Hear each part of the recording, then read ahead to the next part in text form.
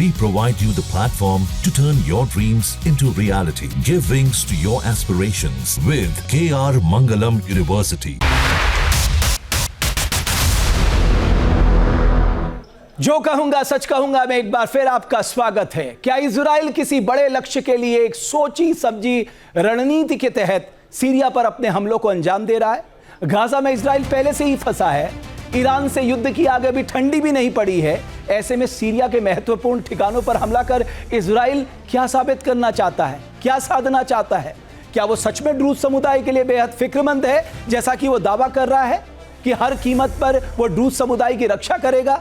या उसके मन मस्तिष्क में एक ही सवाल कौंध रहा है कि इजराइल का भौगोलिक विस्तार कैसे किया जाए, यानी ग्रेटर इजराइल के सपने को कैसे साकार किया जाए?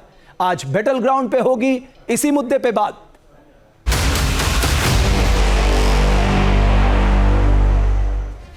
ईरान के बाद अब इजराइल ने सीरिया के खिलाफ मोर्चा खोल दिया है। ईरान पर हमले के पीछे तर्क था कि ईरान परमाणु बम बना रहा है, तो सीरिया पर हमले के पीछे इजराइल कह रहा है कि वो अल्पसंख्यक ड्रूज समुदाय की हर कीमत पर रक्षा करना चाहता है। मिडिल ईस्ट को समझने वाले जानकार नेतन्याहू की इस दलील से इत्तेफाक नहीं रखते। उनके मुताबिक ड्रूज बहाना है इजराइल की भौगोलिक सीमा को बढ़ाना है।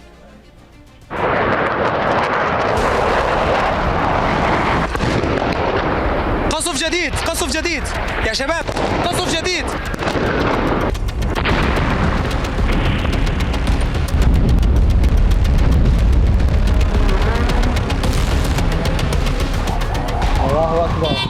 ये तस्वीरें इजराइल के सीरिया में हमले की हैं।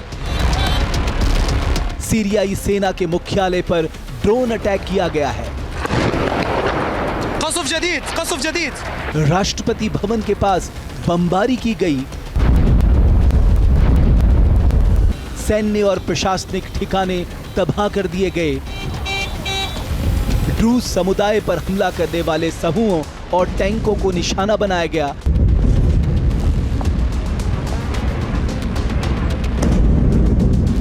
सीरिया में एयर स्ट्राइक कर इजराइल ने एक नया मोर्चा खोल दिया है और कह दिया है कि आगे भी वो जरूरत पड़ने पर ऐसा करता रहेगा। हमने कार्रवाई की है और जरूरत पड़ने पर हम कार्रवाई करते रहेंगे। इजरायली प्रधानमंत्री बेंजामिन नेतन्याहू का इरादा अटल है। ऐसा लग रहा है जब से वो सत्ता में आए हैं तब से इसी मौके की तलाश में थे। फिर सीरिया कोई छोटी सी गलती करे और उन्हें इस मुस्लिम बहुल देश पर हमले का मौका मिल जाए।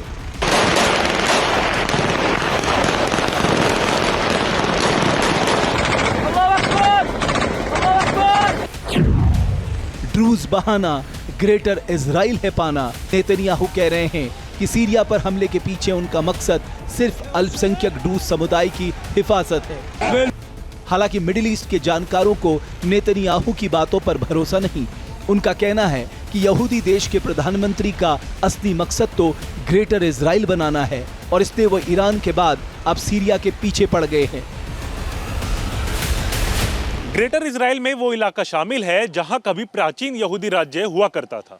यहूदीवाद की स्थापना करने वाले थियोडोर हजरेल ने 19वीं सदी में इस विचार को सामने रखा था, जिसमें एक ऐसे राज्य बनाने की बात कही गई थी जिसकी सीमाएं मिस्र की नील नदी से यूफ्रेट्स तक और मदीना से लेकर लेबनान तक फैली हों।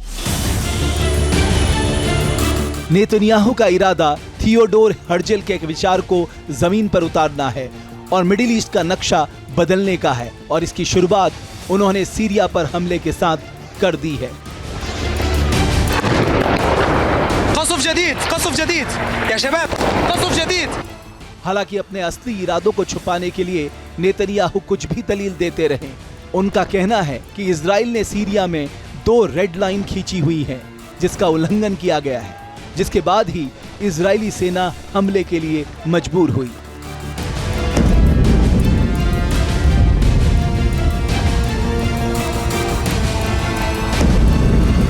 यहाँ हम आपको बता दें कि नेतन्याहू जिस रेड लाइन की बात कर रहे हैं वो आखिर है क्या।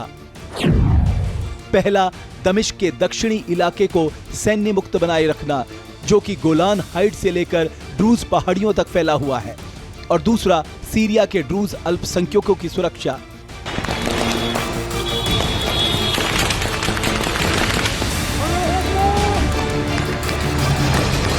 नेतन्याहू ने कहा कि इन दोनों रेड लाइन को किसी को पार नहीं करने दिया जाएगा। इसके साथ ही इजरायली प्रधानमंत्री ने यह भी कहा है कि इजराइल अपनी इन रेड लाइन को लागू करने के लिए सैन्य साधनों का इस्तेमाल जारी रखेगा।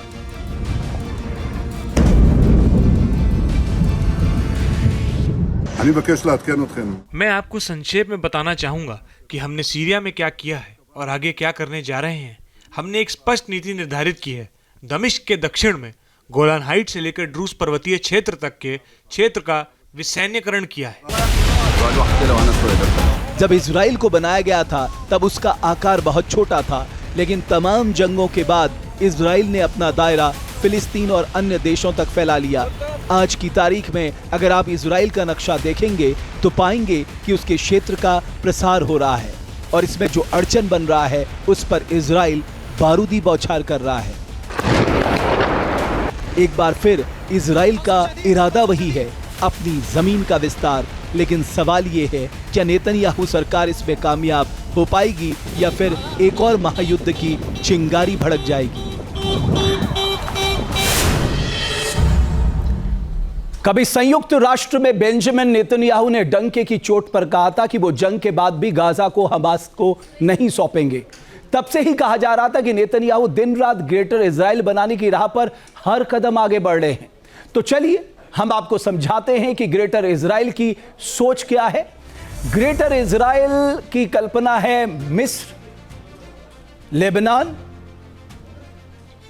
लेबनान के बाद हम बात करें इराक, इराक के बाद सऊदी अरब और उसके बाद फिलिस्तीन और साथ ही साथ पूरा जॉर्डन।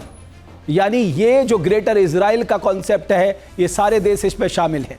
इसका मतलब ये हुआ कि ग्रेटर इजराइल नील नदी से लेकर इराक की फरात नदी तक फैला हुआ होगा। इस पूरे क्षेत्र में फिलहाल 8 से ज्यादा देश शामिल हैं। अगर इस विशाल यहूदी राज्य की परिकल्पना साकार होती है तो इसकी सीमाएं लेबनान से सऊदी अरब के ग्रेट डेजर्ट तक फैली होंगी। ग्रेटर इजराइल योजना में मक्का, मदीना और यहूदियों के लिए पवित्र माने जाने वाले माउंट सिनाई पर कब्जा करना शामिल है। यहां आपको बताते चले कि जिन 8 देशों की बात हम ग्रेटर इजराइल के तहत कर रहे हैं, इनमें से सभी के साथ इजराइल कभी ना कभी युद्ध हार चुका है। जहां भक्ति है हर शब्द में, कथाओं में छुपे हैं दिव्य रहस्य और ज्योतिष देता है जीवन को दिशा। धर्म से जुड़ी हर बातों को जानने के लिए हमारे चैनल स्तुति को सब्सक्राइब करें। चैनल पर जाने के लिए इस लिंक पर क्लिक करें। जहां भक्ति है हर शब्द में, कथाओं में छुपे हैं दिव्य रहस्य और ज्योतिष देता है जीवन को दिशा। धर्म से जुड़ी हर बातों को जानने के लिए हमारे चैनल स्तुति को सब्सक्राइब करें। चैनल पर जाने के लिए इस लिंक पर क्लिक करें।